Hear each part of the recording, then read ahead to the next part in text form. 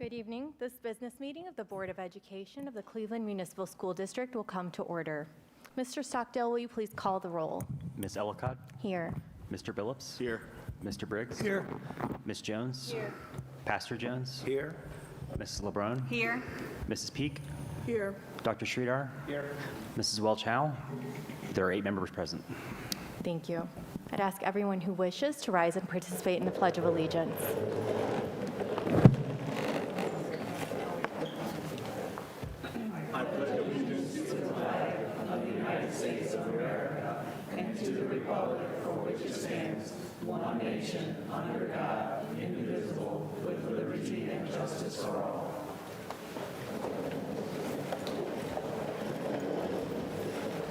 Thank you. Our first order of business is some special recognitions of 2 of our principals. Dr. Morgan? Thank you, Chair Ellicott. Tonight we are so excited to recognize 2 of our principals, and I want to make sure I see the second that is here. So we will first start with our Principal of the Year. We have Mark Jones, who's the Associate Executive Director of the Ohio Association of Elementary School Administrators, to recognize our amazing principal of Clark School, who is named the Ohio State Elementary School Principal of the Year. This is an amazing recognition. Yeah, let's give her a round of applause. Amanda Rodriguez, who's the principal of Clark School. She's not just the principal of the year for CMSD, representing the entire state. And if you know anything about Principal Rodriguez, and in a moment they're going to share some remarks, you will know not only her longevity within our system, but she is a leader who leads with empathy, care, but also is very effective in improving instructional results. Clark Elementary School is a 4.5-star school, one of our highest performing elementary schools in the district and in the state. Let's give her a round of applause. And with that, I'll bring up our presenters. Thank you, Superintendent Morgan. Ladies and gentlemen of the board, you not only have me, I'm just the Associate Executive Director. I've also brought our Executive Director, with, Dr. Becky Hornberger, here with us tonight to celebrate this. This is quite an honor.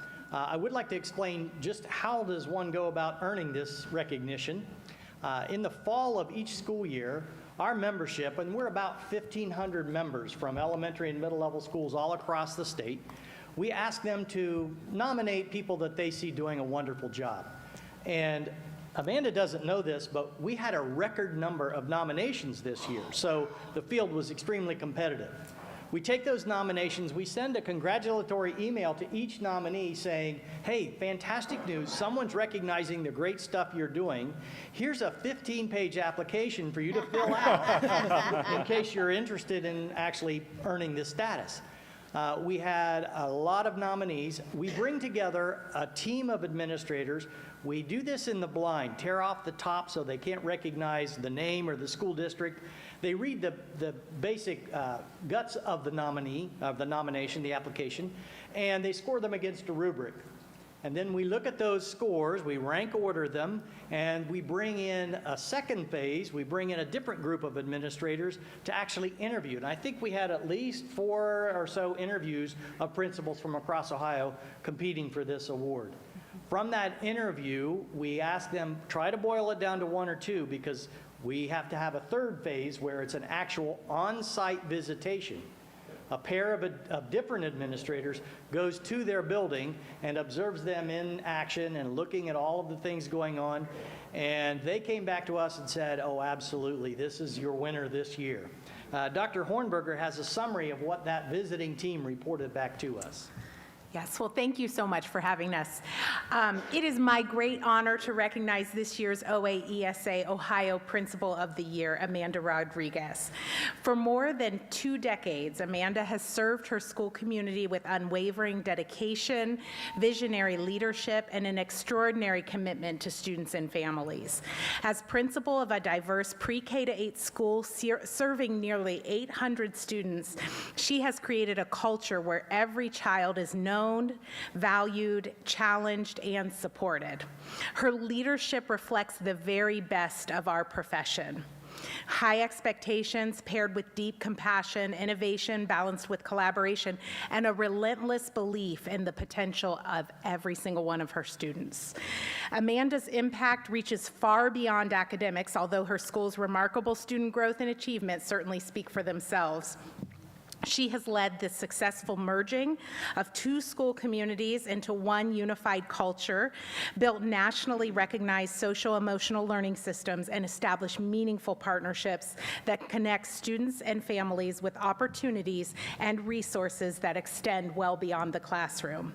Her school has become a model site visited by educators from around the world to observe the positive climate, restorative practices, and student-centered culture she and her staff have cultivated together. Whether advocating for students experiencing homelessness, expanding enrichment opportunities like robotics and the arts, or empowering teachers through collaborative leadership, Amanda exemplifies what it means to lead with heart, courage, and purpose. Most importantly, Amanda Rodriguez reminds us that great principals do more than manage schools. They transform lives and strengthen communities. Her colleagues, families, and students describe her as authentic, innovative, tireless, and deeply caring. She is a leader who listens, who builds trust, and who inspires others to believe in what is possible. On behalf of the Ohio Association of Elementary School Administrators, it is a privilege and an honor to celebrate Amanda Rodriguez as our Ohio Principal of the Year and to thank her for the incredible example she sets for educational leaders across our state. So we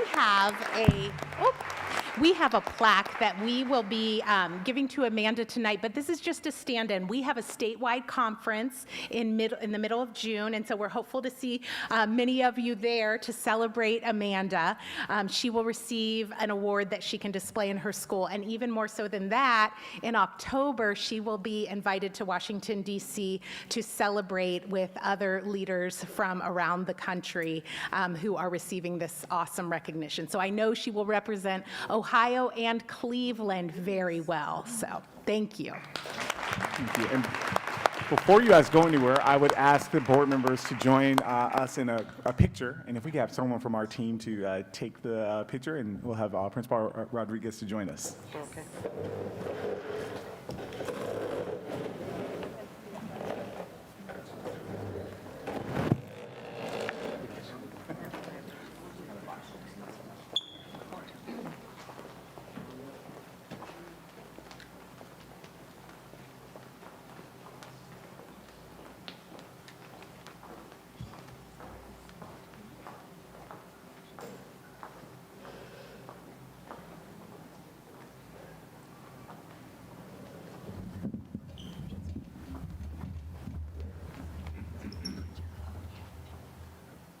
Okay. Should we get everybody in? Say CMSD. Perfect, thank you. I'm going to sneak in here too. I'm so sorry. Go ahead.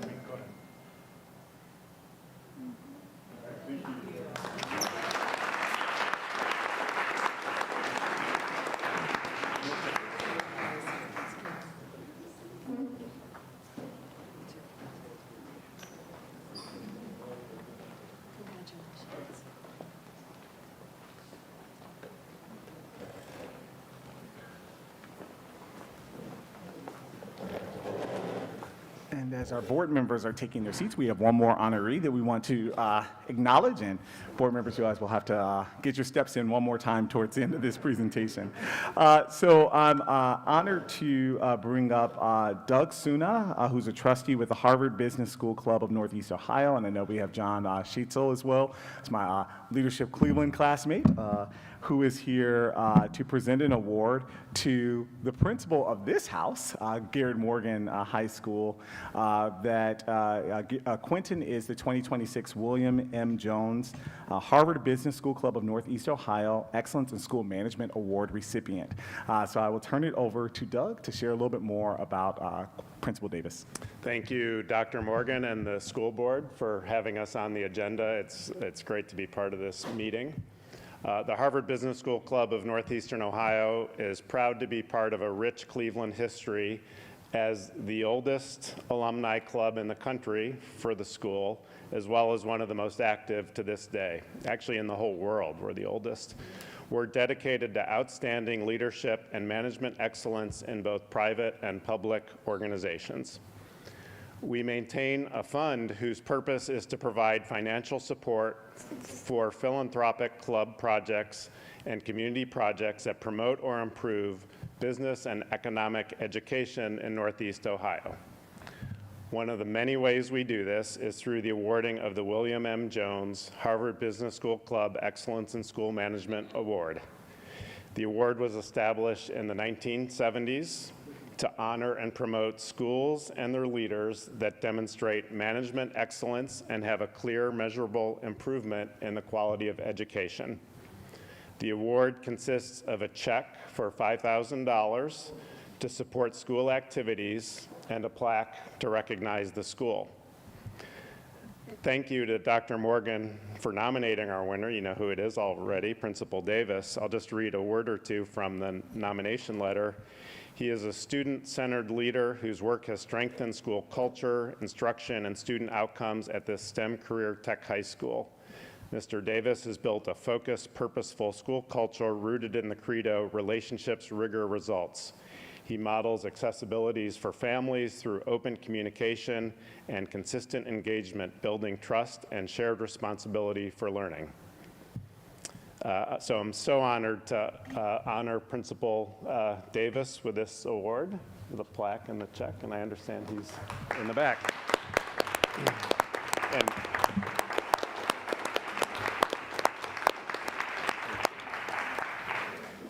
Thank you. you're welcome. All right, and we're going to do the same thing where we're going to come to the front now. Also, add an amendment to that, even though we offered to nominate a leader, but it was our academics team of all of our leaders that thought of Principal Davis and the leadership you do across our network, and so I wanted to give them a shout out for that nomination as well.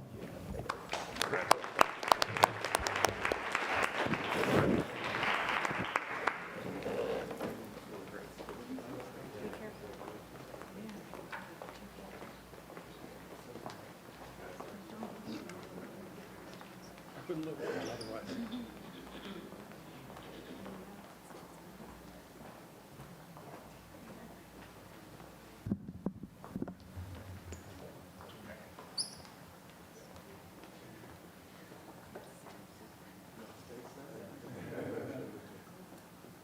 One, two, three.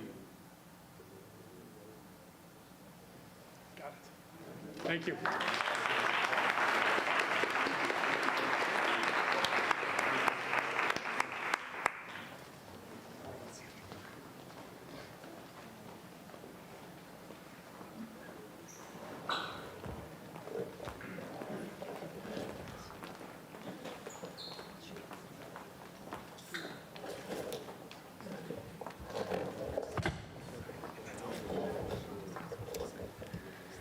All right, congratulations again to Principal Rodriguez and Principal Davis. We're incredibly proud of you and thankful for all the work that you do in our district. And having been to both of your schools, I can say they're very, above all, joyful environments. So thank you for that, and thank you to our guests for coming in. Next, we will have our period of public participation. During this segment of the business meeting, we will hear all public comment on either agenda or non-agenda items. This public participation period will be for persons who have previously submitted the online request to speak form to address the board for up to 3 minutes each. We will have the timers up on each side, and we ask that when your time concludes, you finish up your sentence so that we can move on to the next speaker. I do want to say there are a number of students on our agenda who signed up today. Excuse me. And students, you know, we are very proud of you every time you come up and speak before the board, that you're advocating for yourselves and your colleagues, and that you're taking the time outside of everything that you have to do for your own schooling to come in and get engaged in your community and in your city and in your district. So thank you for being here. We are going to start with Arday Perry.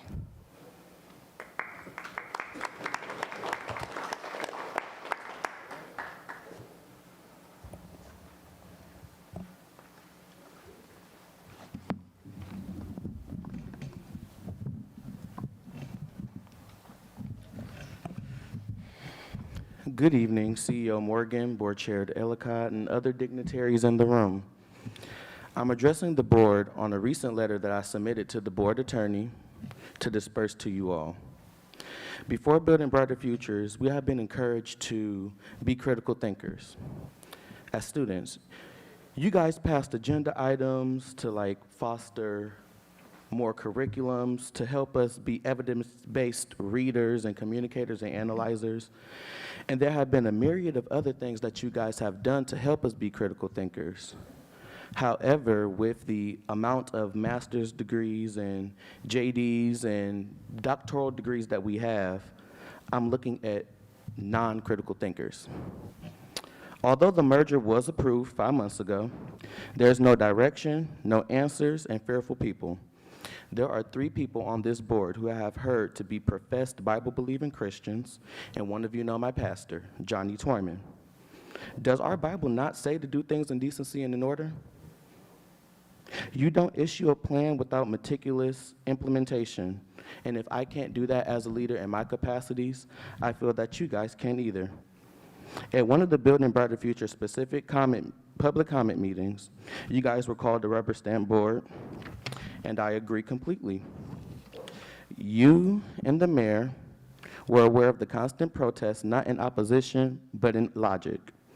Making students aware of a visible situation isn't getting our input, so I wonder whose input was put in.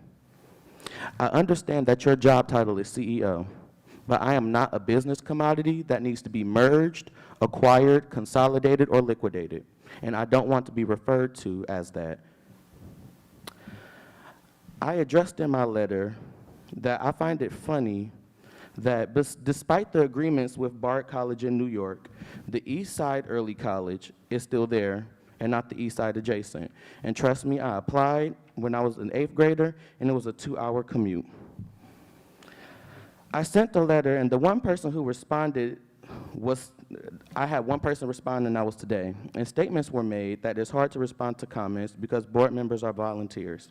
However, if you in your volunteer capacity can only rubber stamp what our CEO does, then maybe you guys shouldn't be here. So what I'm working to do, if I choose to, is I'm calling for the repealing of Ohio HB 269 of 1997 to reinstate voting for our board members, because you guys work for us and it is not fair that things are being rubber stamped. Accountability needs to be a thing here, and I believe in this verse. Don't let anyone look down on you because you are young, but set an example for the believers in speech and conduct, in faith, love, and purity. And in the words of the protesters on April 14th, I and we will be back. Thank you, Arday. Next, Edith Foley.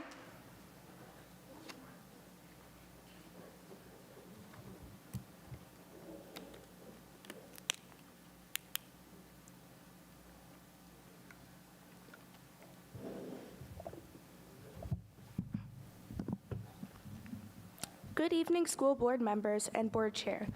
My name is Edith Foley, a 7th grade student at Campus International. During the last public comment meeting, I watched countless teachers stand up for their communities, their classrooms, and each other. But out of all the inspiring words they said, one was repeated more than anything else: students. So, on behalf of all the CMSD students who will also face the repercussions of these layoffs, I want to share a story about one of the teachers at my school. This year, 32 7th and 6th graders were taught pre-algebra all at the same time by Ms. K. She taught all of us for months without a working Clever Touch or textbooks because they weren't delivered until the 2nd quarter. She made each of us feel so loved. At times, I wondered if CMSD would send her an email telling she won an award or some sort of recognition. After all, she was the first pre-algebra teacher to prove that all 33,000 students in the district deserve to have advanced math. However, when this email came, it was not one of gratitude. It was one saying she would never teach her students again. This email was sent to over 100 other staff and faculty, some of whom I was also close to at CIS. I do want to thank the school board for listening to the voices of Cleveland and negotiating with the teachers union to try to bring back 60 teachers. But as a child in a room of adults who are once students themselves, I want to leave you with something. In this district, we strive to have educators who care, who lead, and to inspire. The 11, 12, and 13-year-olds at CIS will not forget Ms. K, who is a perfect example of this. I want you to also remember her impact. I want you to remember the lives she changed. No person deserves to be ignored, and no teacher deserves to be forgotten. Thank you, Ms. Kay, and all the other teachers who show up every day to build us brighter futures. Thank you, Edith. Next, Logan Gernacki. Logan. Okay. Nadine Abushabayek.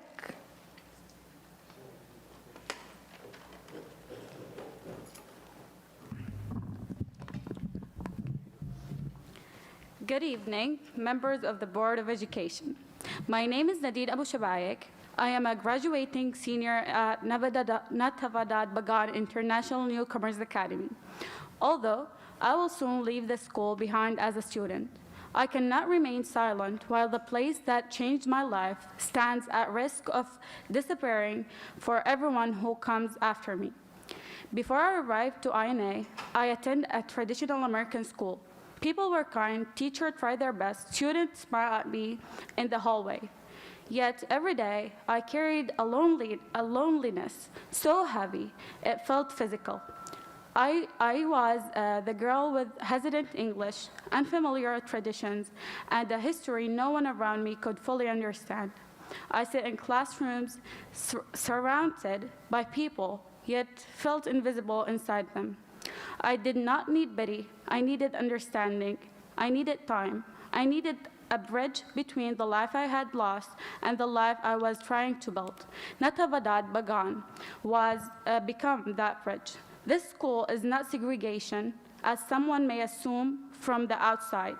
It is not a place where students are separated from America. It is a place where students are prepared for America. It is a specialized transition environment designed to help immigrants and refugee students integrate academically, socially, emotionally, and linguistically with dignity and success. Natavadad Bagan does not hold students back from society. It launches them into it. The educators at INA do far more than teach English or complete curriculum requirement.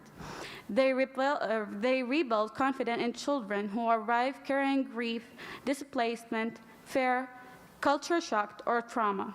They recognize potential hidden beneath uncertainty. They create an environment where students can ask questions without shame, making mistakes without humiliation, and grow without fear or being tried as an outsider. This is not separation. That is not separation. That is educational necessity. Schools like this strengthen an entire district because they create students who are ultimately more prepared, more engaged, more confident, and more capable of succeeding long-term in American school and communities. I don't have enough time to finish my letter, but please, I will appreciate it if you read it, because it's really from my heart, and this school really means a lot to me. Thank you so much, and thank you for hearing me.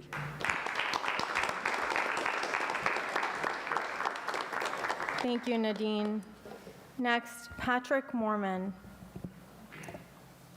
Patrick Mormon. Angela Bruler.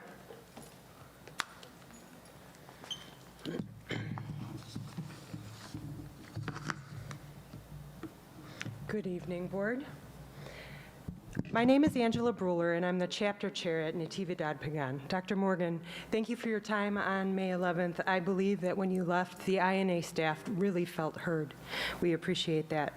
Over the past 8 years, I've watched the student population at INA flex with the political climate. In 2016, there were over 900 students across 13 grade levels. That number swelled with Hurricane Maria in 2018, causing the multilingual office to change policies and begin excluding Puerto Rican students from our INA. As President Trump's first presidency ended, INA numbers dropped and we had to necessary transfer 12 teachers. When Biden evacuated Afghanistan, we received 150 new families in January with no bilingual instructional support and no knowledge of their culture. Since 2024, I've repeatedly asked our staff not to bring attention to our school. ICE is a very real fear for our families and our students. The present political climate has decimated INA staff. 2 layoffs, 21 necessary transfers, the loss of our dean, librarian, and 2 administrators. A third of our staff is leaving. We have also lost our community partners as they were defunded by the government. The specifications to be enrolled at INA are: 1, the student must not have been exposed to English previously. 2, the student should have at least a 6-month gap in their education. 3, the student should not test higher than a 1.1 on the Ohio English Language Proficiency Entrance Exam. These guidelines mean that most of the students at INA are students with limited or interrupted formal education. Around 30% of those students are illiterate in their native languages.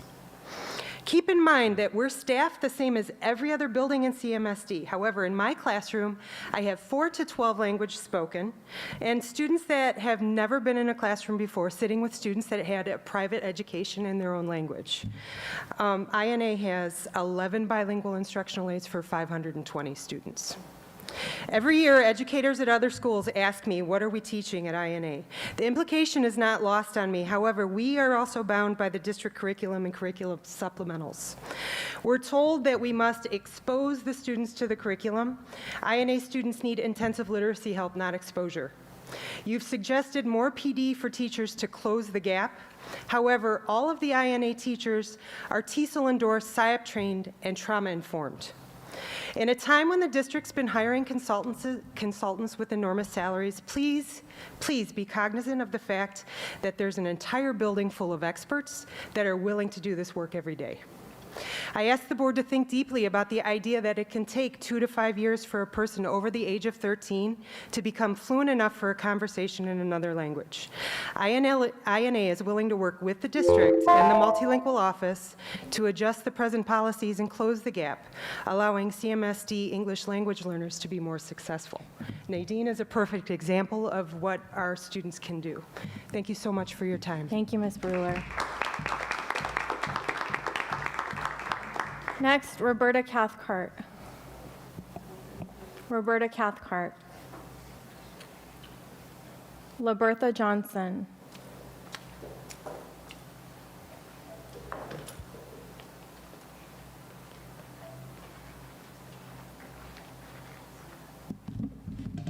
I am Minister LaBertha Johnson. I'm from Sure House Baptist Church.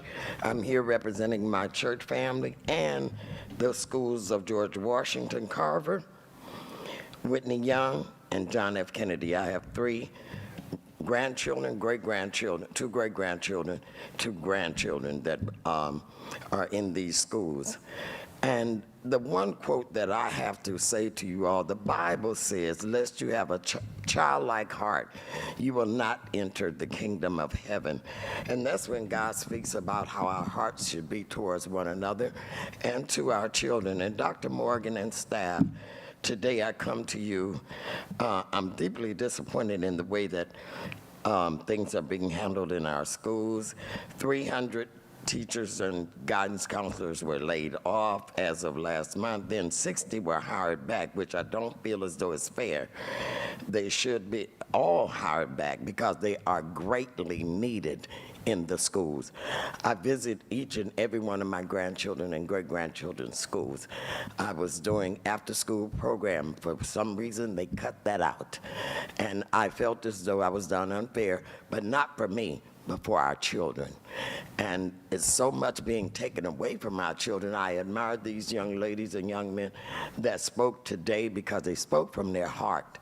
We need to pay attention to what they need, not what we need, because it is utterly important that our children are treated fair in the schools. And now, looking at where they're closing down half the schools and compiling children in schools on top of each other, but you've taken away teachers. You've taken away guidance counselors. Guidance counselors are very important in our schools today because things are much different from when we were going to school, when I went, that I know. And I'm much older than most everybody in this classroom, in this schoolroom. But I thank and praise God that he gave me a heart of a child.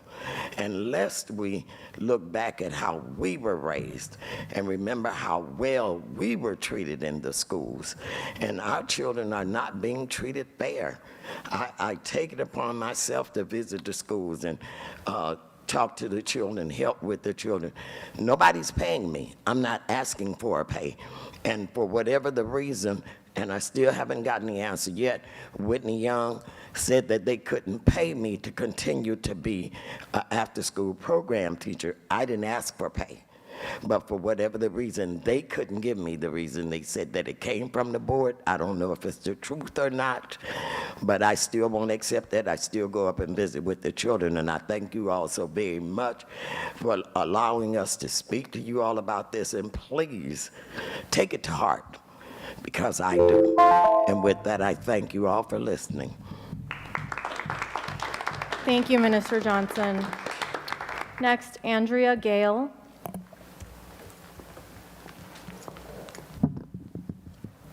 Hello, Dr. Morgan, Ms. Eloquad, and the Board of Education. I am Andrea Gale, the only teacher still working in this district who has lived through a school shooting in CMSD. It is a dubious distinction. On October 10th, 2007, Asa Kuhn entered Success Tech Academy with 2 guns and 3 knives. Asa shot 2 students and 2 teachers before killing himself. During the shooting, I sheltered 13 students and a fellow teacher who had been shot in the back. I knew Asa. He had enrolled at Success Tech looking for a small school and a personalized curriculum. Instead, he found overcrowded classrooms and educators struggling to teach 50 students at a time. This is ancient history, but I relive that day every time there's a security drill or a lockdown in my school.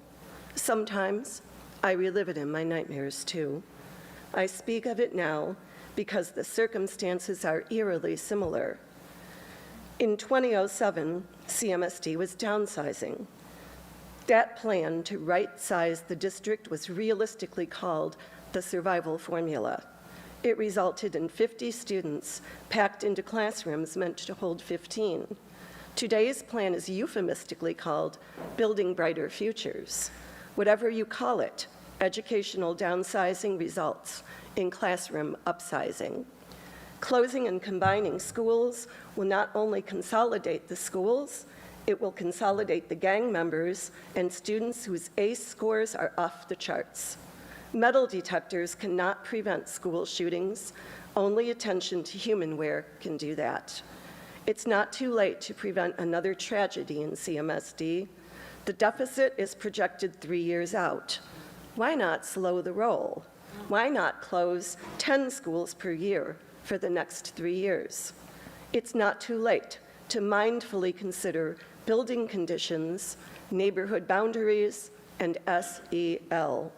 I personally do not care what any of your salaries are. You'll be worth every penny you earn if you, at the very least, rescind the RIFs and reinstate the educators who can save our schools from another Success Tech Academy. Thank you.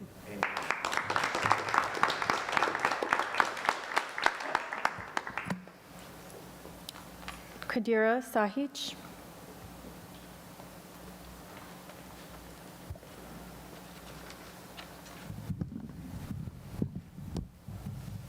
Hi, it's me again, the algebra teacher from Campus International who was impacted by the layoffs.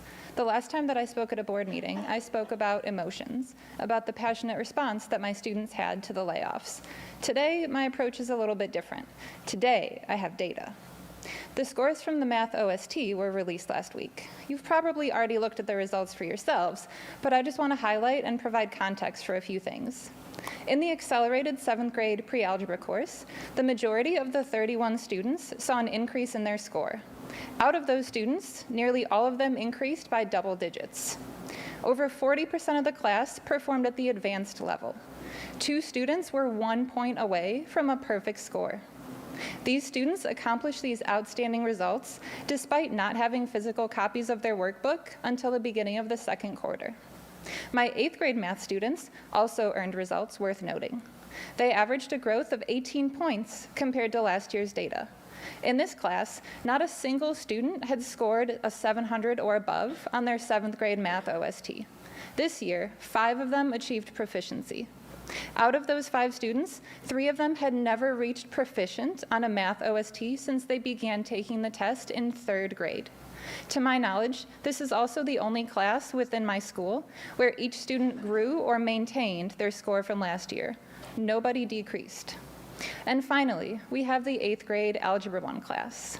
Their average score on the OST was a 744. This is 56 points higher than the CMSD average of 688. 85% of my Algebra 1 students landed in the accomplished or advanced categories. One student in particular raised their score by 73 points. Now, on their own, these results are fantastic. But what makes them truly remarkable is when you consider that in the week prior to taking the OST, sure, we spent time reviewing practice problems from previously released OSTs, but my students had a different priority. Their primary focus was speaking out against the layoffs. This is the class who, a week before taking what is widely considered to be the most challenging Ohio State test, dedicated their energy towards organizing. So yeah, the results on their own are great, but their performance is even more impressive when you consider what they were contending with at the time. Now, I don't share these results with you to brag about my effectiveness as an educator. I'm a first-year teacher, teaching under a supplemental license with no formal training on how to teach higher-level mathematical concepts. I don't think that I do the best job of explaining things. I still have a lot to learn myself. But I think these results are a testament to what kids are capable of when you believe in them. I know that I believe in our students. I hope that you continue to believe in them too. Thank you. Thank you. Next, Tammy Dickerson. Good evening. First of all, we need to keep teachers like her. And let's say that. Because those are the teachers that's supposed to replace people like me. This is my 25th year in this district. My name is Tammy Dickerson, and I'm a special education teacher, and I'm also a chapter chair. I'm angry. I'm mad. Last month was hard. For 3 weeks, I had to give out bad news.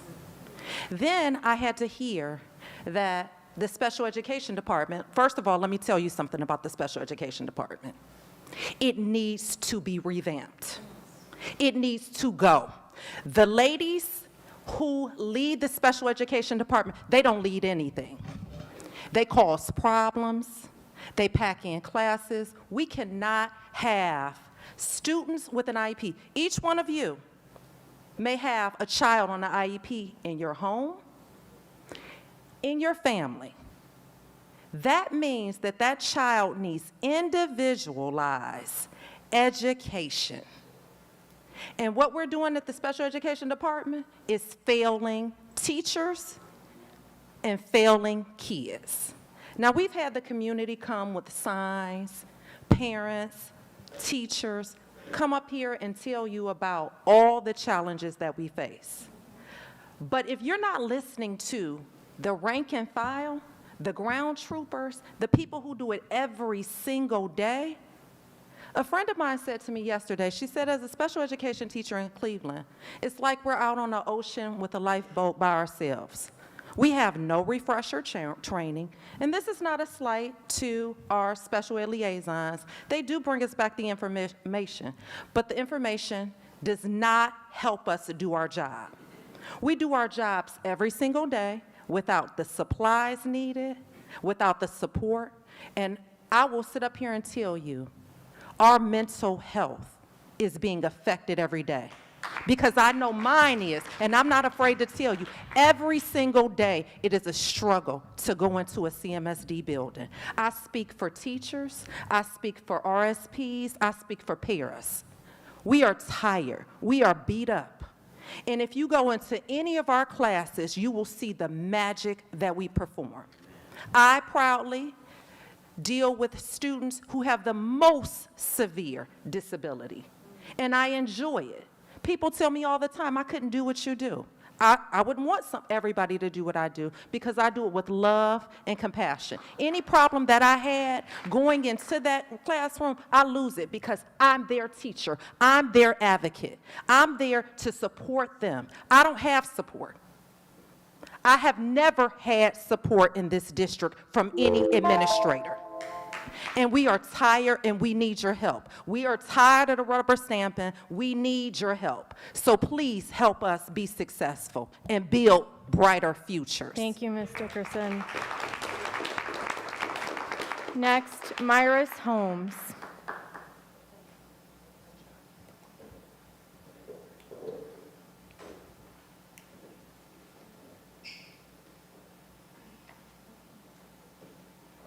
Good evening, Board Chair.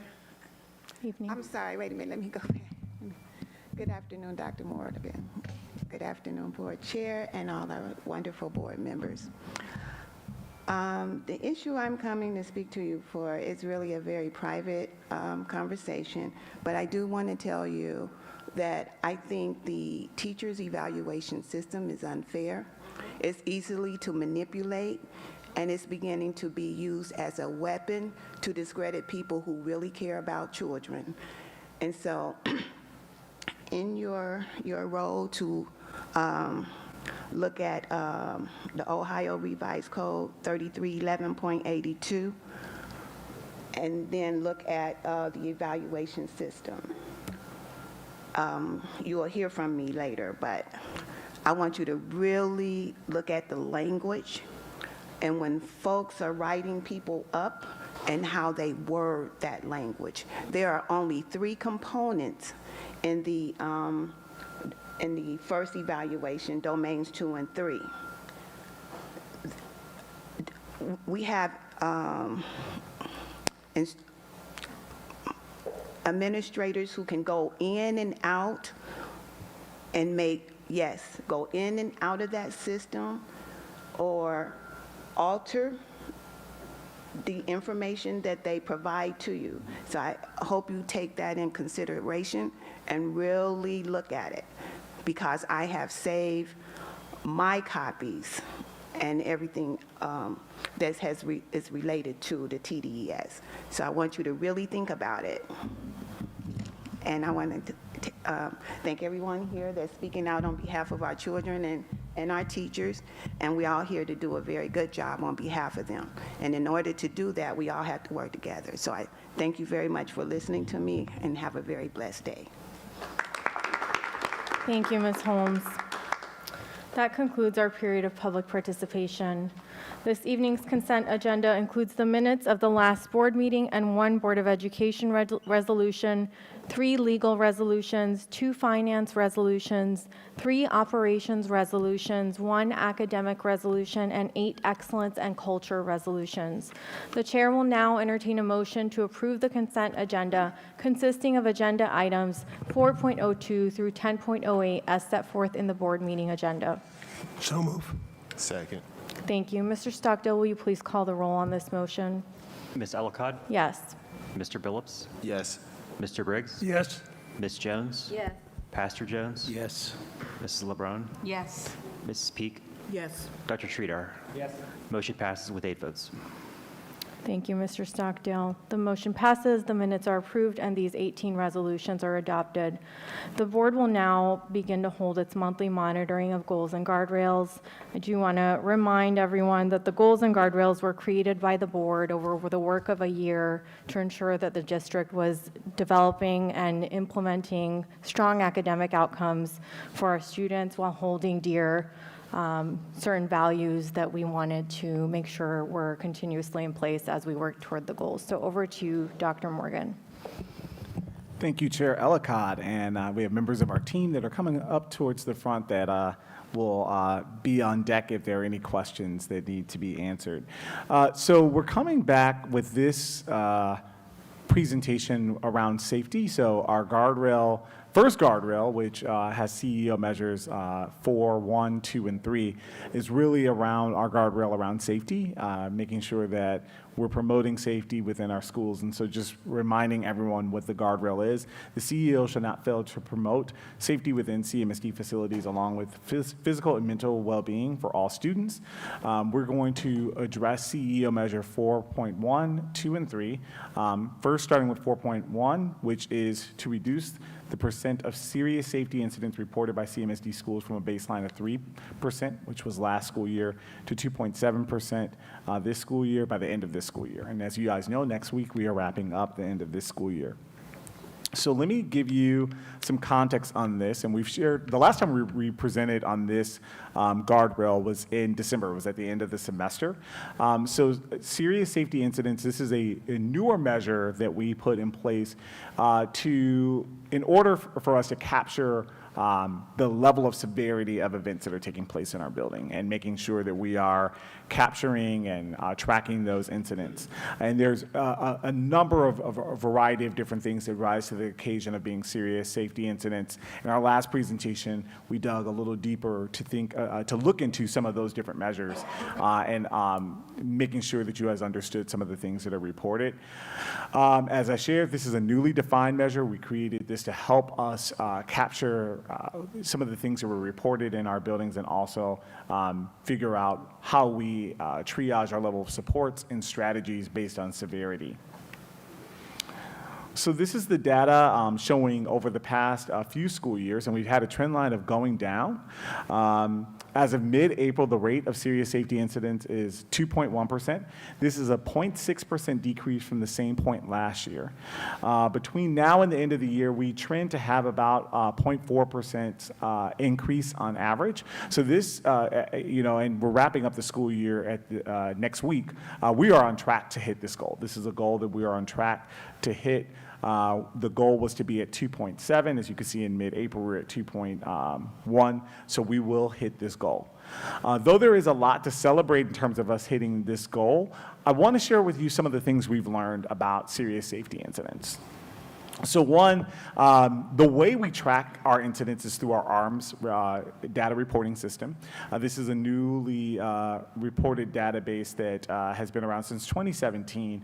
But over the past couple of years, we've put a lot of measures in place for us to track the level of serious safety, not only just serious safety incidents, but all the incidents, categorizing them, and also trying to figure out how we can consistently report and triage these. So we've gotten a lot better with this. We've shared this even with the report that we shared in December. So there are signs of progress that we've done, and based on the strategies that our department has been doing around safety and security, and then also the work that's been taking place in humanware, we've seen a decrease, as you see what has happened in our buildings.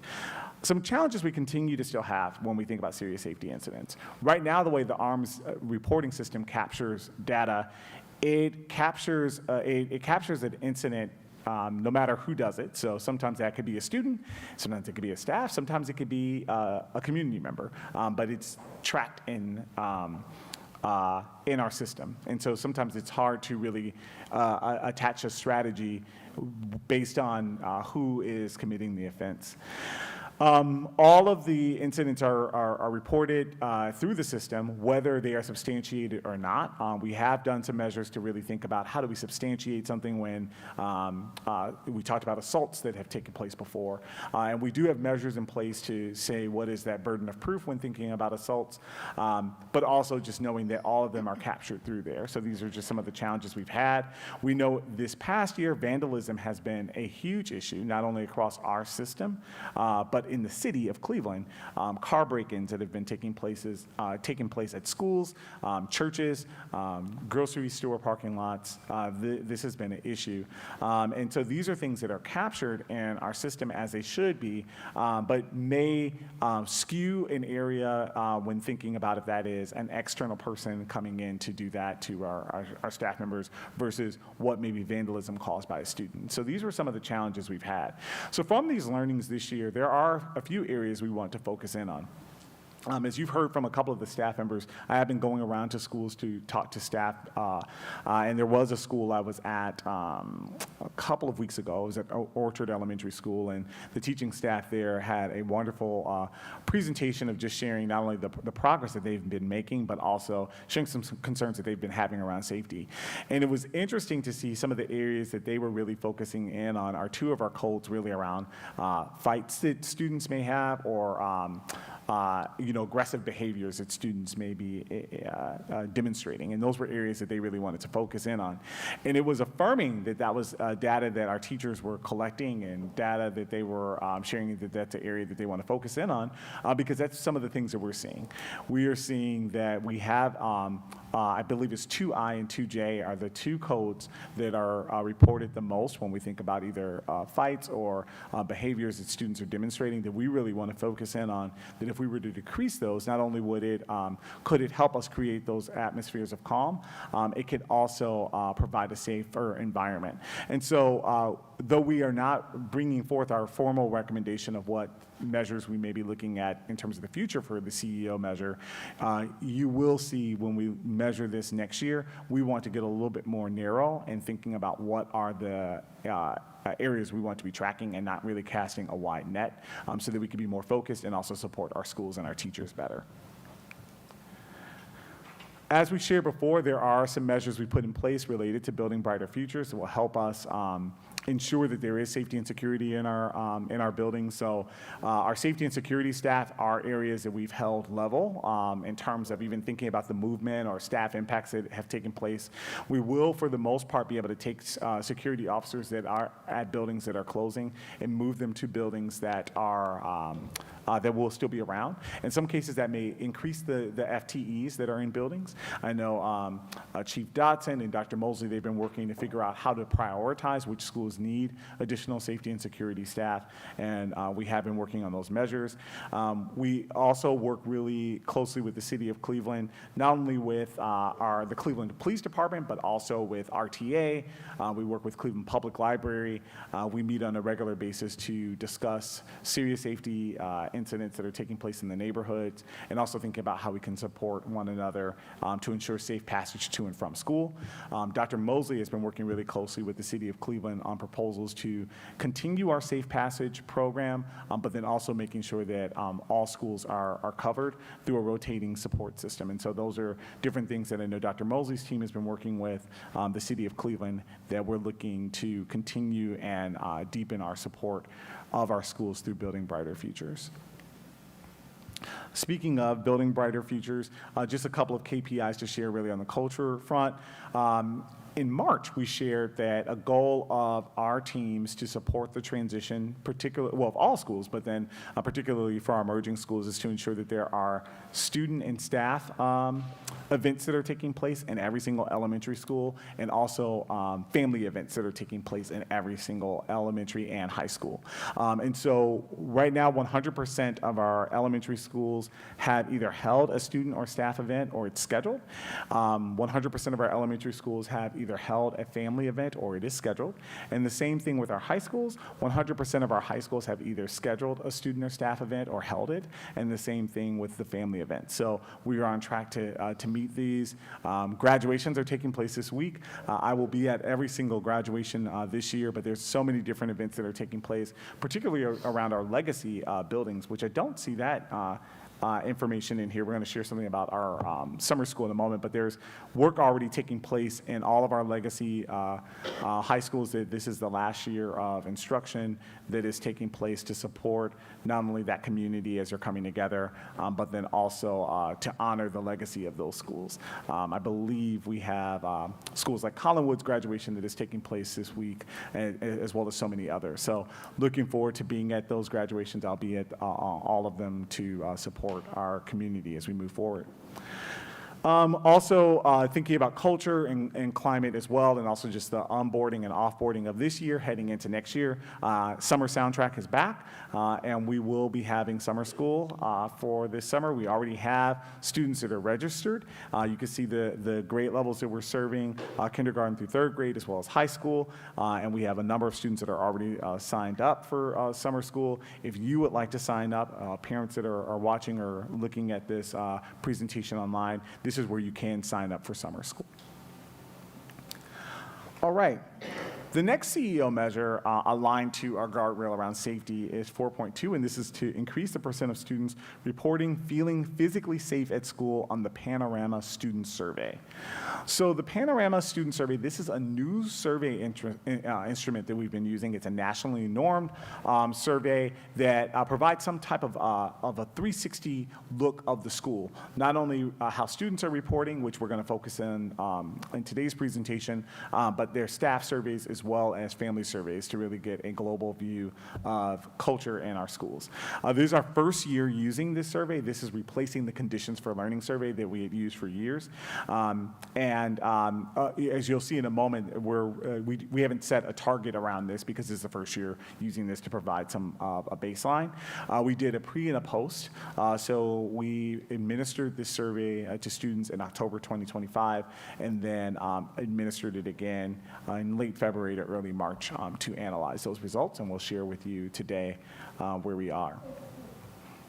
As I mentioned before, for 4.2 and 4.3, this we have not set a target yet because this is our first time utilizing this survey. So the data that we're sharing with you tonight will help us generate targets that I know I'll be sharing with board members as we prepare for the upcoming school year to think about those goals that we're projecting in out years.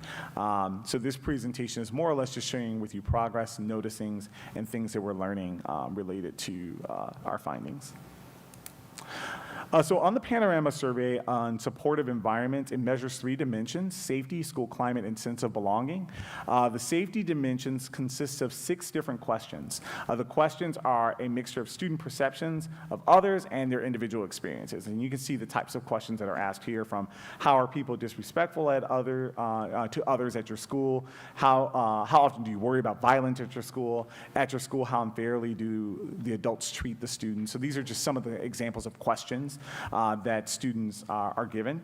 The survey is on a 5-point scale, where 5 is meaning more positive and 1 meaning more negative. So it's just on that continuum of responses, or in some cases 5 being more safe, 1 meaning less safe. Responses across all questions are averaged to give a sense of how positive or negative students view their school. And the average response value for the fall survey was about 3.53, so right there, a little bit above the middle, a little bit above average. And the spring survey was 3.49, so right there, still above right in the average, but did not move up significantly a lot. So indicating views trending slightly more positive related to student safety. So what you see here, and I know that this is hard to see, but you see our fall results if you're looking directly onto your left, and the spring results from this school year to the right. Those are the 6 questions we were discussing. And what you would see from the darker blue colored responses, that is more positive. And so to the lighter blue, which would be more negative responses. Across the board, just from what you're seeing in the average, we didn't have anyone that stood out specifically saying that this is an area that is a definite area of challenge, or one that our students are describing that they're struggling a lot more with. But there is enough data there for us to dive into to find some focus areas that we want to focus in on in the future. We did not see significant changes between the fall and the spring. I mean, in over 70% of our students do not think it is likely that someone will bully them online. I was surprised by that response, though we did see a higher number in the high school space, which that didn't surprise me, that students would say that they are more likely to be bullied online. And approximately 45% of students find people are disrespectful to others at with some frequency. We do see some slight variations in the same way with our academic data as well. So students with disabilities had slightly lower averages, so 3.44 compared to students who did not have disabilities at the 3.53. Our English language learners, though, had more positive, slightly more positive experiences, 3.6 compared to non-English language learners at 3.49. As you could say, as I shared before, there was a high prevalence for online bullying in grades 6 through 12, so in that upper grade space, and higher perceptions of physical fights in grades 3 through 5. So these are focus areas that we're seeing even just based on the grade bands. All right, so 4.3 is to increase the percent of students reporting positive mental well-being indicators on the Panorama Student Survey. The Panorama Survey on well-being measures 5 dimensions of self-efficacy, self-management, social awareness, emotional regulation, and supportive relationships. And the questions on this survey, whether students feel they can understand or complete the work given to them, so really just understanding that academic rigor and struggle, the extent to which they are aware of the differences with others, and whether students have trusted friends, teachers, and adults they can rely on and be themselves around. Almost all dimensions are on a 5-point scale. That last one around trusted adults are on a 2-point scale. It's either yes or no. And the exception, oh yeah, I just shared that, is the 2-point scale on the last question. So this is the data looking at the fall again and the winter around those 5 different dimensions: self-efficacy, self-management, self-awareness, emotional regulation, as well as supportive relationships. And you see that the bifurcated scale, either yes or no. Once again, the darker blue to the right, as you're looking at the chart, is a more positive response to and the left is a more negative response. We did not, once again, see significant changes in the results over time. The largest negative responses are related to self-efficacy, so students believing they can do hard work, so their sense of belonging, their sense of being, and also emotional regulation, how they're managing themselves through certain situations.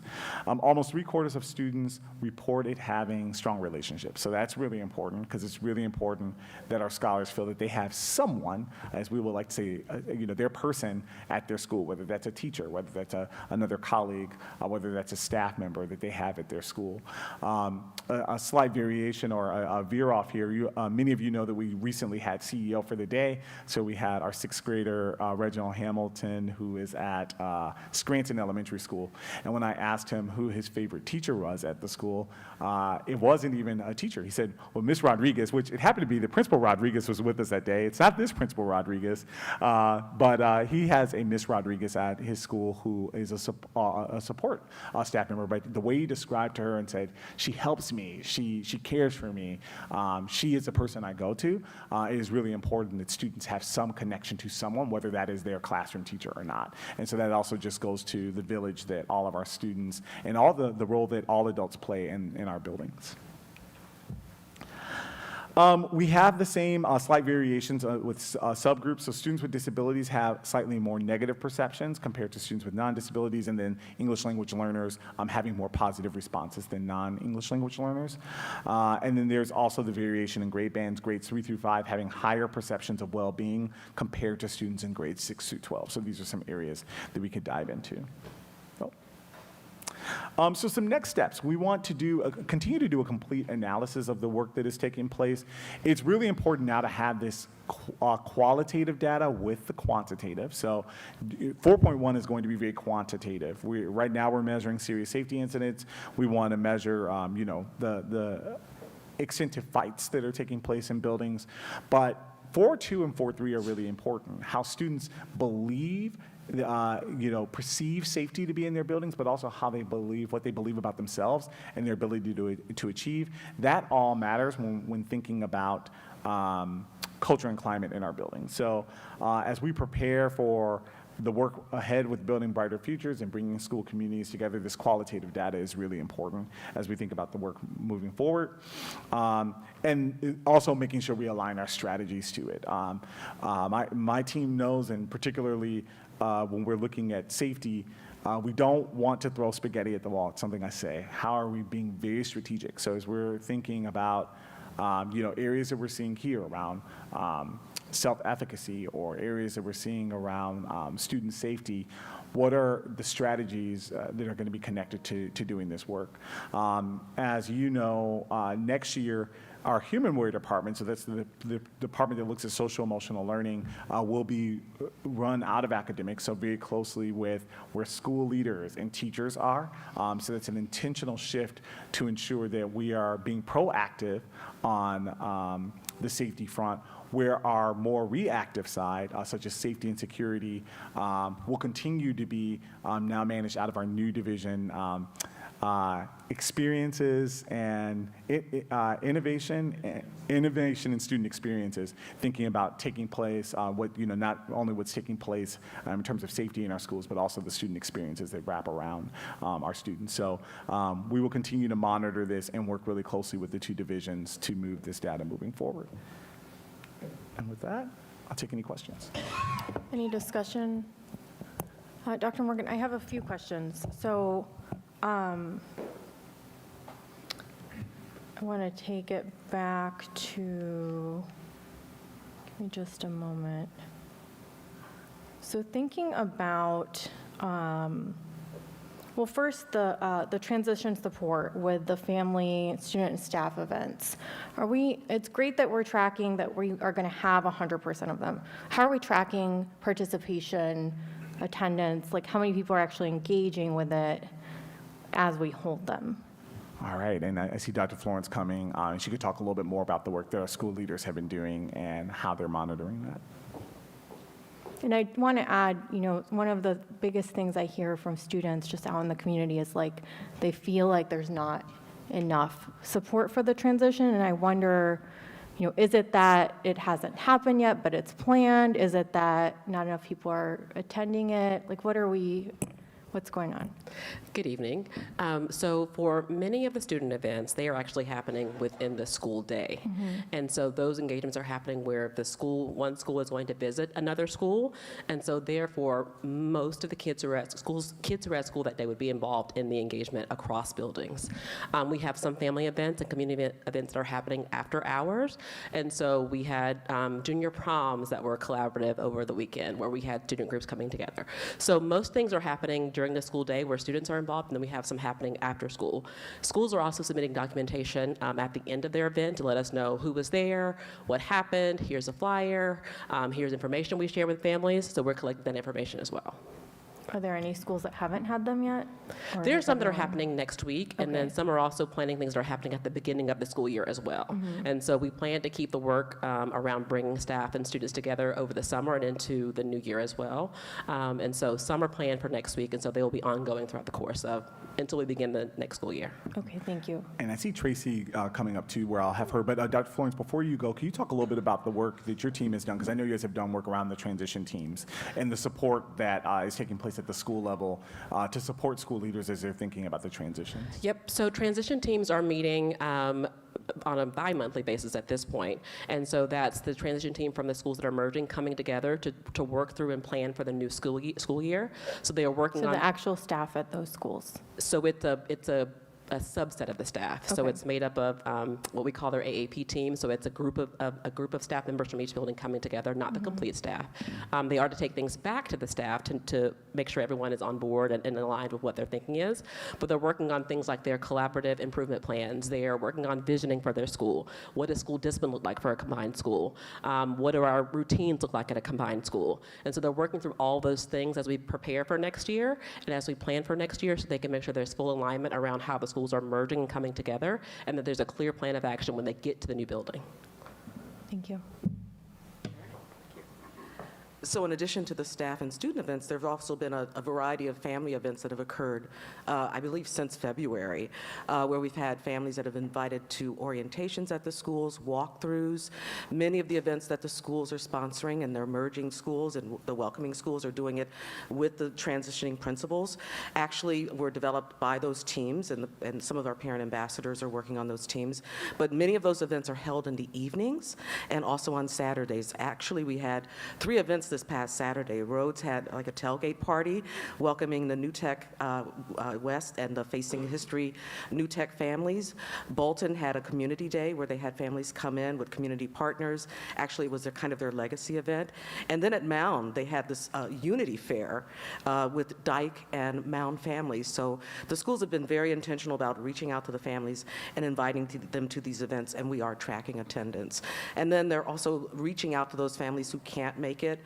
They've ordered T-shirts, and again, we do have our back to school meet and greets that are going to be happening in August, so that's another opportunity for families to come in and get to know their new communities. How is attendance so far at those family events? Oh, many of them have been like this weekend at Mound. I mean, there were probably like 200, 250 people there. And again, not all of our families can attend every event. You know, there are things, work and other barriers that might prevent them from coming, but we've had pretty well-attended events. Great, and it's great to hear that there are things in the fall as well. Yes. And I know that some of the concerns I heard were probably before this was all happening, but you know, I also wonder what we can do for those families who don't attend any of it to make sure that there's like a transition plan and there's a communication. We continue to share strategies. You know, we do have our parent ambassadors who are, again, providing that additional outreach, and many of them are working together across those schools. I know many of the principals have also used IVRs and text messages to reach out to those families, and we'll continue to do so over the summer, try to do that additional outreach, and we'll be in the community at all our community fairs as well, again, touching base with those families in their community. And all of these events, for the families at least, have been on our Building Brighter Futures website, and we have quite a few coming up in the next couple of weeks left in school, so please feel free to stop by and greet the families and participate if you can. Thank you. Thank you. And thank you, Tracy. And one thing I'll add to that, I know how hard our family and community engagement team works, but I don't want to oversell that family engagement is not an area that we need to continue to work on. You know, many of us have been to family events, some that are well attended. I know we were just at the Memorial Art Show. Several of us were there. I know I need to get my artwork. I know I paid for it, but looking forward to getting the artwork there. And that was really well attended. And there are others, sometimes you have events and it's really hard to get families out there. And so we are working really hard to not only ensure we're doing the events, but also think about ways we can close the gaps. The best meet our families, because what I find is our families that are engaged, you know, come to events, or when they can, and there's probably a great, I know there are a great number of families we are still missing or not getting the message out there, so that is well heard too. Okay, thank you. And then I had a question about the survey for both of the next 2 CEO measures. So looking at just overall with these surveys, and I'm glad to see that there is really favorable you know, responses here from students, but I'm curious about the percentages that are not favorable. Is there anything that we do at the school level then? So for example, like some of them are more concerning, right? Like if a student is bullied at school and they feel that it's difficult for them to get help from an adult, that feels like maybe not emergent, but like a high priority situation where we would want the school to actually figure out what's going on, step up support. So how do we use these in real time or close to real time to improve conditions? Yeah, most definitely. And I'll see if there's anything Dr. D'Amico will want to add here. We just, at one of our recent senior leadership team meetings, had, I think it was Dr. Voigt, I want to say, from Cleveland State University, that came in to do an analysis of our past conditions for learning survey. And much like this, our conditions for learning surveys over years were pretty high. It was surprising to me. Actually, even when I look at this, I'm like, it's great to see that, you know, there are some areas that are really high. That has not been my experience. Or sometimes even when you hear students, we heard students today share, remarks, and is that really the experience that students are having? And so one of the questions we had is, when it's really high, how do we really get under the hood in terms of what you're asking to find out, is there more there that we can unpack? Panorama does a better job because the questions are a little bit more pointed. I do believe both with this dimension and the other dimension, we can get to more specific questions, and even for those categories of students, seeing what's taking place there. We already see that we see some variance in subgroups. What's taking place there that we can really dig into. And so strategies can be around focus groups that we can look into, different activities or clubs that we can ensure is taking place in our schools.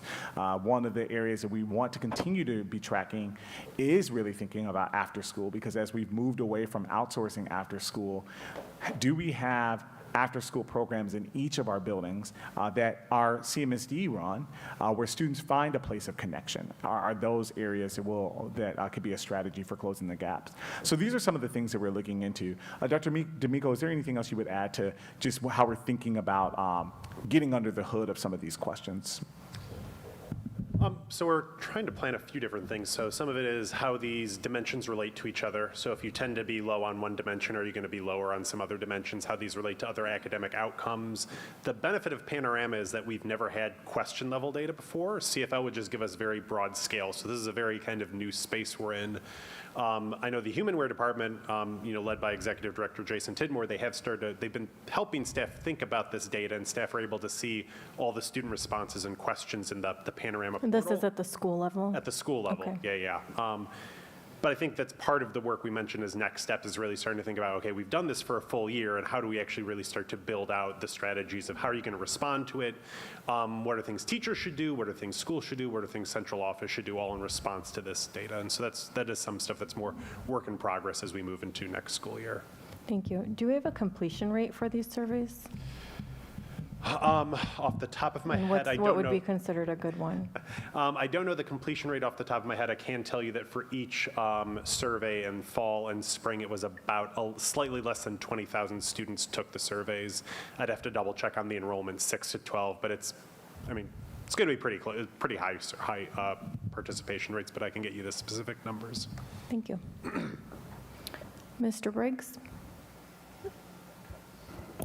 Thank you, Chair Eloquad, and Dr. Morgan, my compliments to you and your staff for doing these surveys. I think they're very instructive.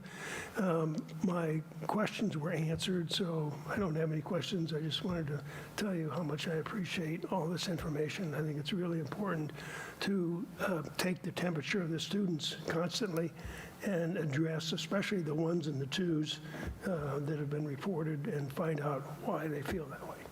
Thank you. Mr. Billups? Thank you, Chair Ellicott. Dr. Morgan, I just got a couple, hopefully quick questions. But first, I want to try to kind of understand, is the system from measure 4.1, is it called ARMS? Is that, okay. I want to try to kind of understand that a little bit for myself. So, just using the example of car break-ins, if there's several car break-ins at the same time in the same parking lot, or a large group fight, would that be categorized as one incident, or would it be every single car is a separate incident? Currently one incident, and no way to really measure the magnitude. And as I mentioned before, ARMS is a new measure that was put in place, a new system that was put in place in 2017, just to put in all of the incidents that were taking place. It's an incident reporting system. When our team came in and we were really trying to figure out how to measure what was taking place in the schools, it was our attempt of taking all of that information and trying to make sense of it, hence coming up with a serious safety incident measure to say, of all these different things, how can we begin to categorize it? So there are some attempts that were made. As you can see, it's going down over time.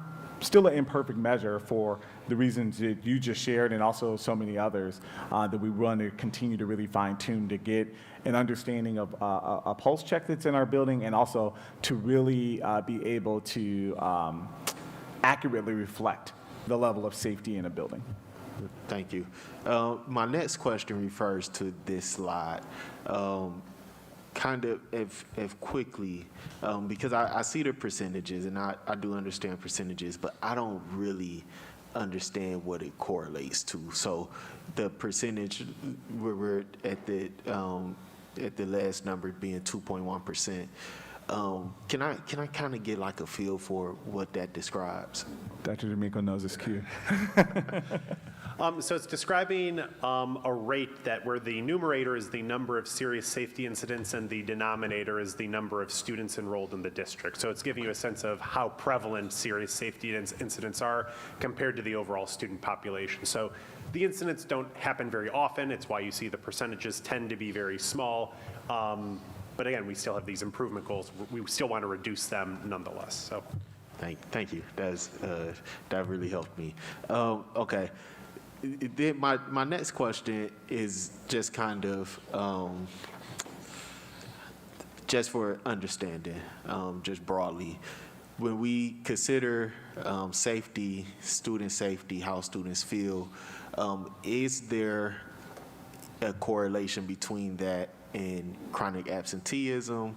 Is there any correlation in the data at the overall district level or even school level that kind of tracks student safety or rate of incidences with chronic absenteeism, which I would kind of conjecture would affect their ability to learn? Yeah, I'll turn it to Dr. D'Amico in a moment who can speak more specifically about it. I do know that these are things that our team, so I had the privilege of observing academics team meeting, a 5-hour Friday meeting that I got a chance to ear hustle with our Deputy Chief of Student Support, Jose Gonzalez, and he was meeting with attendance is under his team, also special education is under his team, and so I was ear hustling and just hearing how the team was thinking about it. And I know that they were looking at areas of data, really thinking about, okay, when we're seeing buildings and students that have high chronic absenteeism,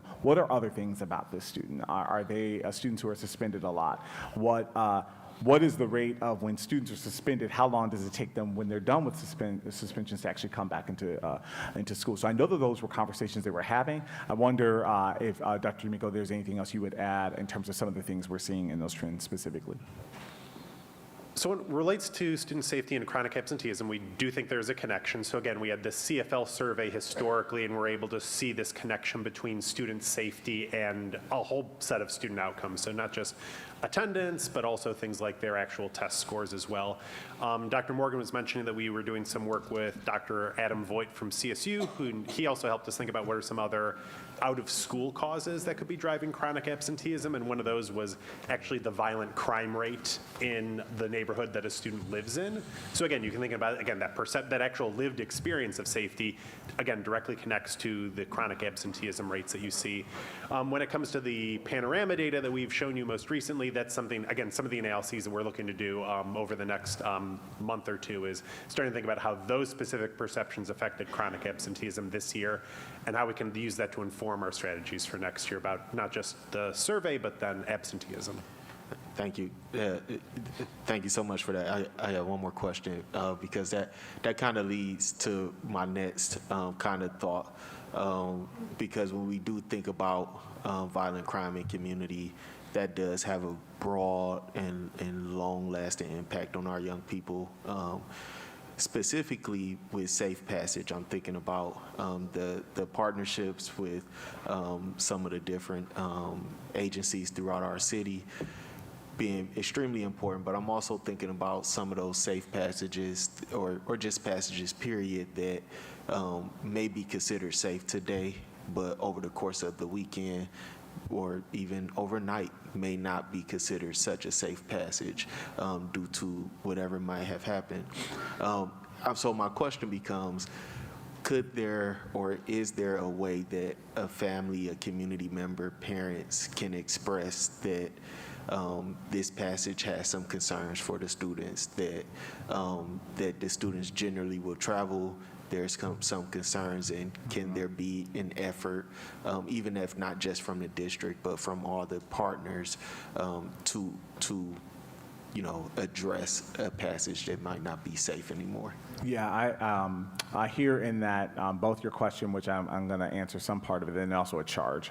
So first, I'll talk about what's been taking place. So Dr. Mosley has been doing some research really around our safe passage. There was a time when we did have the COVID relief dollars that we were able to partner with a lot more organizations around safe passage. We also had some funding that was coming directly from foundational support.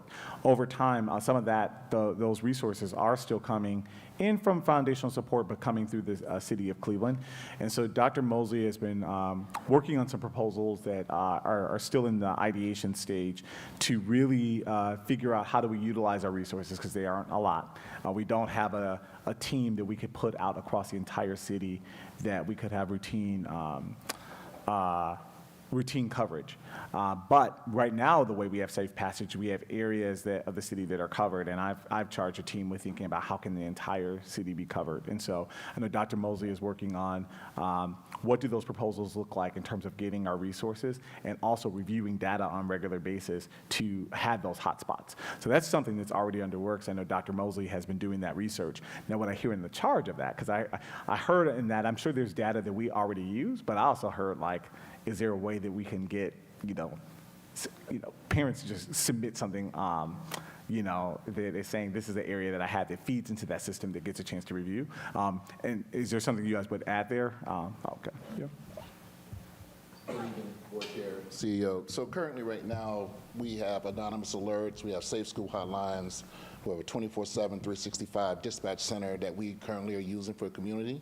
And it's been in place for over 12 years at this point, where families can call anonymously or tell us about things, and then we coordinate with those city partners, the Cleveland Division Police or RTA Police, or just our Humanware Department, depending on what is coming in and what the call type is. We're able to disseminate that information to someone that can get them immediate help. Even if it's a visit to the resident that night, we can able to get services there prior to the start of the day. So we've increased and improved that opportunity over the district over a course of years, and looking to be impactful as we move into upcoming school year. That's helpful. And where I said I heard the charge is making sure we systematize that information as we're putting together our safe passage plan. Thank you, Mr. Billups. Ms. Peak? Oh, thank you. I just wondered, gang violence, is it still a concern? I know I hear in the community, as we are moving schools and things like that, I know some people are just thinking of that. So I'm just wondering, is that still a concern around safety in our schools and in our neighborhoods? Was it included in any of the talk that's data that you have? So from this reporting, and you may remember from the one we did in December, we did actually break out some of the areas, and that is an area that is significantly down. It does not mean that it is not still a concern or issues that have taken place, but that is an area that is significantly down. So of course, I wouldn't say it's not a concern. Anytime, one report is a report too much, and it is something to be concerned about, but it is something that is significantly down over time. Anything else you would add there? Yes. Thank you, Board Chair. Board Member Peak. So part of the strategy, again, is first I want to commend the students that are affected by this merger, because they don't get enough credit. Right. They have really been receptive of what we're trying to do. For an example, all of the Collinwood, Guillen, and Glenville students have been going on trips to HBCU colleges for the last 2 years, not only just with city partnerships, with school district support. And that strategy was to basically say, hey, we can do this together. We can get this together. So we're trying to tell them to not listen to the outside noise, and let's work together to how we can be together as a CMSD family and make this work for the best for them. So those are just some of the things we've done, not only just with students, community, and family approval, but to try to say to all of our schools, like, hey, we can come together, as you heard from our FACE department, our FACE leader, like these events are happening across the board, and I'm not going to jinx myself, but it's been really, really good and impactful to see the students and families come together. Thank you. It's good to know that there has been some change, and a lot of our community members, need to be aware of that. And yes, thank you for your answer. Appreciate it. Thank you, Chief Dodson. Anything else? Pastor Jones? Thank you, Chair Ellicott, and to our CEO, thank you. I concur with my colleague, Mr. Briggs, that we can appreciate this presentation. You taking on the task of putting safety first. My concern is about the entire community, the administrators and the staff. How much do we weigh in? How much we ask and we evaluate how they feel about their safety as they're in one community. And I know we're focusing on the children, on our scholars, but what about the administration? How can we include their input on their kind of the temperature of how they feel about their own safety? One of the things that's nice about Panorama is our staff do take the Panorama survey, and there are dimensions of that. And so Panorama can give as I mentioned before, a 360 view of both how students, staff, as well as parents are feeling about their school. There was a survey administered out of the University of Chicago called 5 Essentials that did the same thing, where you can really get a temperature check of what's taking place. So we do have that data. Of course, our board goals are really related to students, but it could be interesting as we think about how we're presenting that as we do future presentations to see what our staff are saying as well, because in the guardrail, you guys have charged us with the safety and well-being not only of students but also of staff as well. Dr. Morgan, on that point, don't we get some data around that from the unions as well, or have we historically? We have. There was a survey a couple of years ago. I'm trying to remember what the organization was, and then Teachers Union President Sherry Obrinsky and I actually saw a presentation on it. Does anyone remember what that survey was called? But I'll get it. We did That's do okay. it. I'm just curious if that yeah, is we did something do, that we can there was partner on. another survey that was given, but with this survey, it's similar. It will share with us in terms of how staff are feeling about it, about our schools. And that's something CFL didn't do. It was only thinking about students. And so we really want to make sure we couple both what students are saying and staff members are saying, particularly if the student responses are really high. But we hear about staff saying, like, we're not safe, or there are fights in our buildings, really understanding that and correlating the data.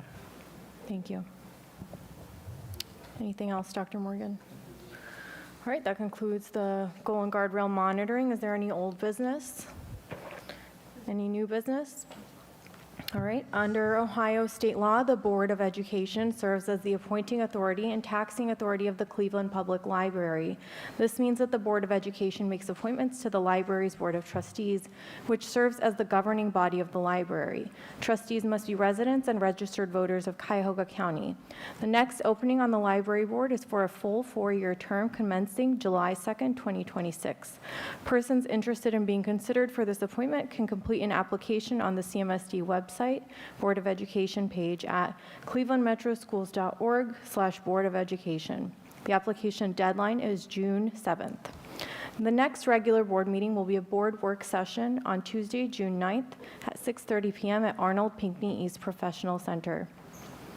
The chair will now entertain a motion that the board enter into executive session for the purpose of considering the appointment and employment of public employees and officials, preparing for negotiations with public employees concerning their compensation or other terms and conditions of their employment, and conferring with attorneys concerning disputes involving the Board of Education that are the subject of pending or imminent court action. So moved. Thank you. Mr. Stockdale, please call the roll. Ms. Ellicott? Yes. Mr. Billups? Yes. Mr. Briggs? Yes. Ms. Jones? Yes. Pastor Jones? Yes. Mrs. LeBron? Yes. Mrs. Peak? Yes. Dr. Sridhar? Yes. Motion passes with 8 votes. Thank you. The board will now move into executive session. Following executive session, the board will return to this room to briefly conduct some further business.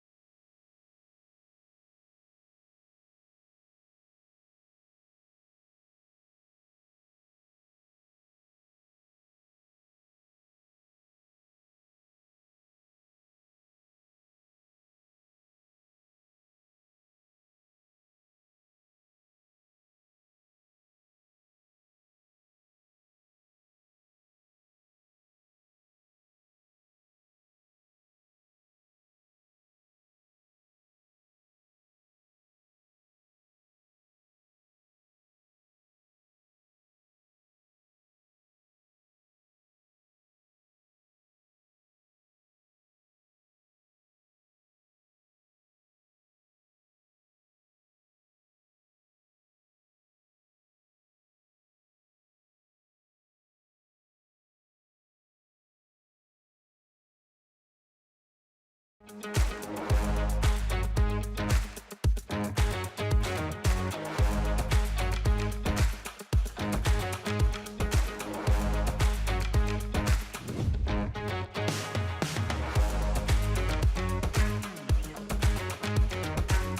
I say food is, you say medicine. Food is? Food is? Woo! Give it up! Yay! So what we have going on here today is a Meet the Farmer event. So we have this year partnered with 4 Cleveland growers that grow the vegetables that are on the salad bars that are in some of our schools. And the students can meet the farmer. Today we have Farmer Sarah and Farmer Jamel, and they get to meet the farmer that grows their food. They can ask them questions. We have trading cards, and the students get to try the produce items that the farmers grow, and it just encourages them to try something new, to eat fresh vegetables, and they can meet the farmer, and then they get to vote on if they like the produce item or not, and they get fun stickers, and we have if they write on the board of what they liked about the product. This is one of the youngest demographics that we can have an influence on, and when you're talking about school lunches, this is food that they're going to be eating daily for a majority of the year, right? And so to be able to introduce local foods on a daily basis to students within the Cleveland area is just evolutionary. We're talking about the benefits of fresh foods and also the difference between local fresh foods and those you might get, say, at a grocery store that might have been shipped from all over the country or world to get to your plate, often picked months and months earlier and don't have the same level of nutrition or flavor. So giving them that experience of eating something that was grown locally and why that's so important and why it's so important to grow your own food. It was kind of sour. It was sour. And that was my first time ever trying that, but it had a pretty color. One of our students, they did something special for someone in the community. And so we get all these people here to celebrate and to recognize what Allison did for someone in her community. That morning while boarding the school bus, you noticed a small child wandering alone on the street, wearing only a t-shirt. Recognizing the danger the child was in, you immediately alerted the bus driver and took action to help. I want to give you a First District Commander's coin. It's got a 1 on the front for the First District and the seal of the Cleveland Division of Police on the back. And I saw the girl walk out, and the bus driver was about to hit her. And so what did you say to the bus driver? I was like, stop. And then he told me, who is that? Is that your niece? I was like, no, that's not my niece. And then I went off the bus to go grab her. It shows a great deal of awareness and maturity for her age. Most kids, like you say, they're on the bus, they're talking, they're on their phone, you know, and the fact that she noticed, she paid attention, you know, to what was going on at that particular time is just, you know, amazing. I think it's very important because, you know, we're a community. We work together, we help each other, and that's how we get things done, and she's already doing that. Children can teach us a lot, and I think she did. Be aware, look around, help people when you see them in need. I don't really care about the gifts because it was just the point to save somebody, anybody that need help.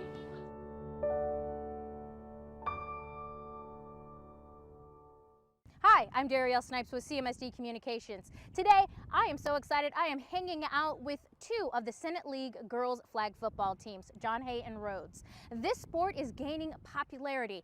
Right now, CMSD has 7 teams. I'm so excited to learn more about flag football. Let's go.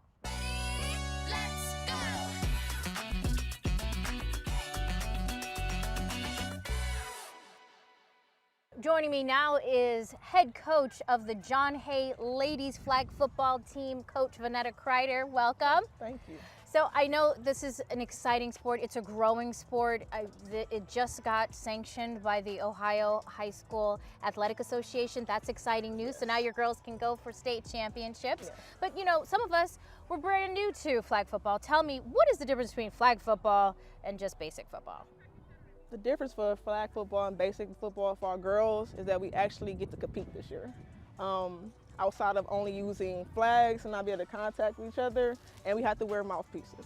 Okay, but just talk about the growing popularity of this girls' sport and how exciting it is, especially here in CMSD and the Senate League.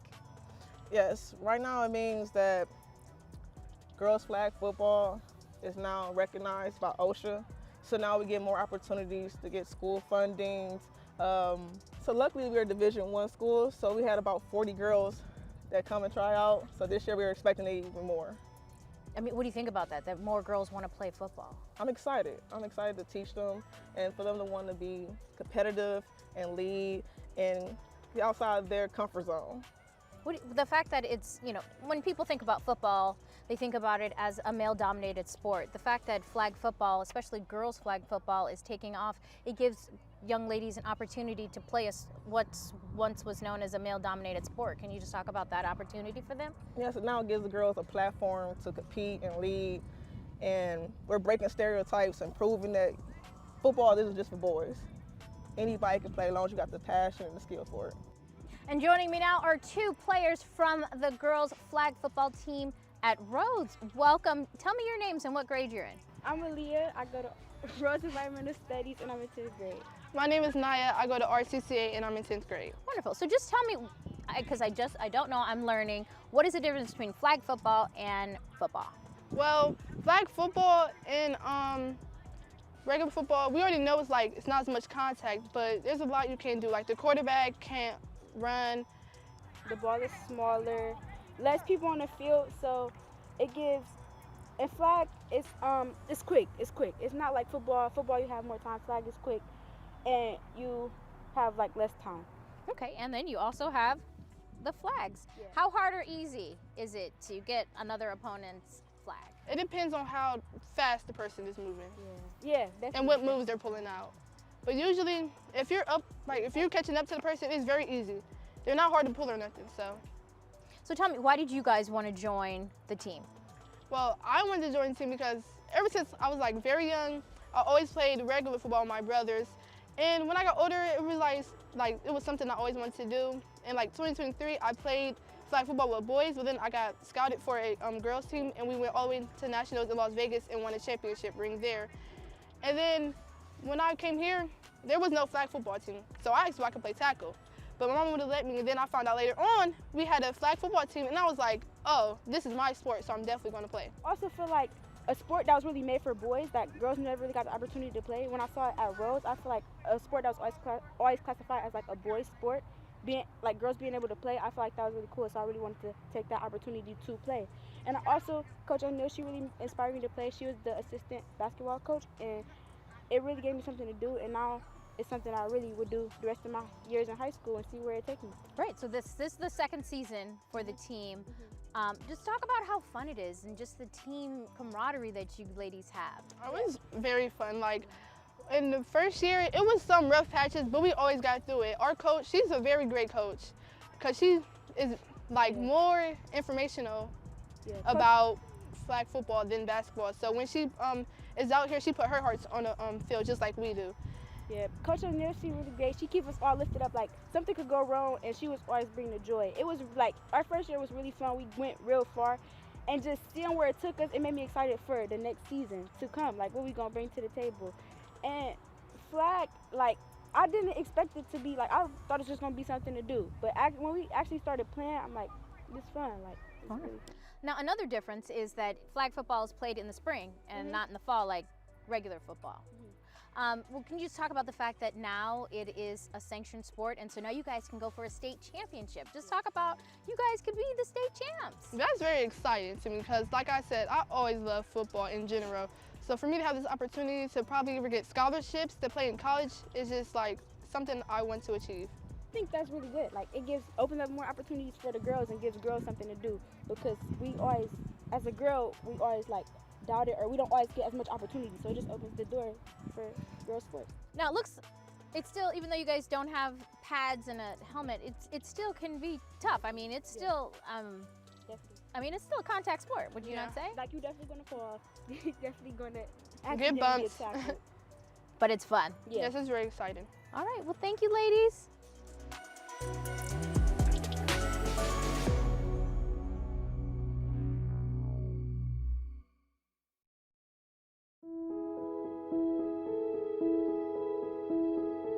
The Board of Education's job is to make sure that the right adult behaviors are in place so that students can learn and grow in school every day. I hope to motivate the scholars in some form of and capacity, really to make sure that they're inspired by the work that we do for them. You know, this is a job of service, a fully volunteer role, but the people that are serving on the board, myself included, are doing it out of passion and pure hope of the scholars' futures. And so I hope that they start to believe in themselves the same way that we believe in them. Having been an educator all my life, I thought I would have a significant role to play in shaping what our young people and young scholars and our future leaders are going to be doing with their education. I believe in paying it forward, and I still believe I am paying it forward for myself. I am an inveterate volunteer, and so I saw this as an opportunity to give back to the Cleveland community and try to make a difference. I enjoy being engaged with people in my neighborhood, hearing from them, learning what they think about different things, hearing suggestions, hearing thoughts, even the complaints. I enjoy engaging with the students, and I think that's my role with being on a board member, is engaging with the community in every way possible. I'm out there every day talking to people, sitting on every community work group that you can think of.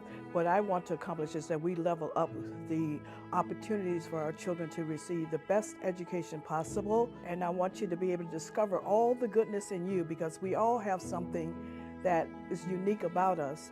So we want to give you the opportunity to explore that and make good decisions once you leave the school system. I believe that this district can be a premier district, and I'd love to be remembered for pushing a standard of excellence. I wanted to give back to the school system that I participated in from kindergarten to graduating senior. I'm hoping to make a difference, have a positive impact, and see the test scores and graduation rates increase. I also hope to inspire other CMSD alum to give back to CMSD with their time and support. I'm grateful to interact with so many wonderful people, brilliant individuals who have the capabilities and skill sets to really make our city even greater. And I'm just honored to be a part of the plan of the CMSD and the service of this community. As a kid myself, I moved around a lot and I went to a lot of different schools. And what I saw firsthand is that all children are born equal with the same rights to education, but not all schools are created equal. And some schools have more resources than others. Some schools have more of the right practices than others. And I wanted to be a part of making sure that our school system was the right system for our children so they could have the education that they deserve. We all have different skill sets, different experiences, different backgrounds that we all bring to the table when it's time for us to have these discussions. We bring different perspectives and different life experiences. And so being able to sit at the table with other leaders in our community and people who actually are invested in the Cleveland Metropolitan School District system, it means that we're providing different perspectives. We're looking at it from different lenses and different angles, which is also representative of our community, right? You know, our students achieving everything that they possibly can, achieving and striving towards our goals and guardrails that our board laid out. I think that, you know, producing students that can enter the world in whatever way they choose to and be successful is really the only thing to accomplish from my perspective. Most importantly is increasing student outcomes. So we have our challenges, but my board colleagues and I and Dr. Morgan and his incredible staff are heavily focused on that, and we're going to do everything in our power to make it happen. My favorite quote is Man in the Arena, actually. It's by former President Teddy Roosevelt, and it's really about not paying attention to the critics. It's not the critic who counts, it's not the person on the sidelines, it's the person who's getting dusty in the arena every single day and getting back up again and again and again, even after failure. And even if you fail at something, at least you failed by daring greatly. But the only way to be great is to try.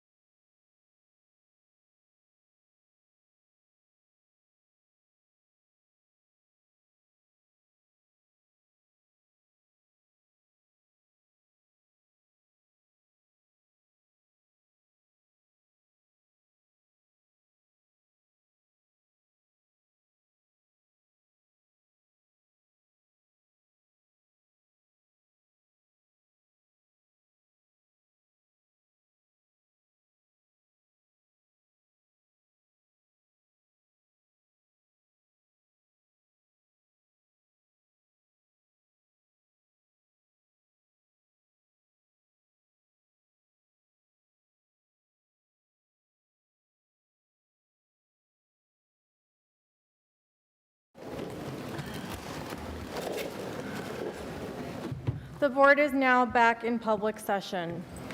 The chair will now entertain a motion to adopt 33 resolutions, each authorizing the non-renewal of an administrator. So moved. Second. Thank you. Dr. Morgan, any explanation on this resolution? Each of these resolutions authorizes the non-renewal of the employment contract of a school-based administrator, specifically principals, assistant principals, and deans of engagement. Each of these administrators was provided notice more than 30 days ago of the board's intent to non-renew their expiring employment contracts and of their right to meet with the board prior to the board taking this final action on the non-renewal of their contracts.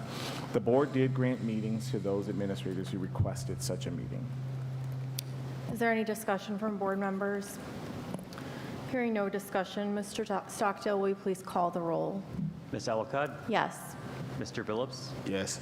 Mr. Briggs? Yes. Ms. Jones? Yes. Pastor Jones? Yes. Mrs. LeBron? Yes. Mrs. Peak? Yes. Dr. Sridhar? Yes. Motion passes with 8 votes. Thank you. The resolution passes. The chair will now entertain a motion to adjourn this board business meeting. Second. Hearing no objection, this meeting is adjourned. Have a good evening.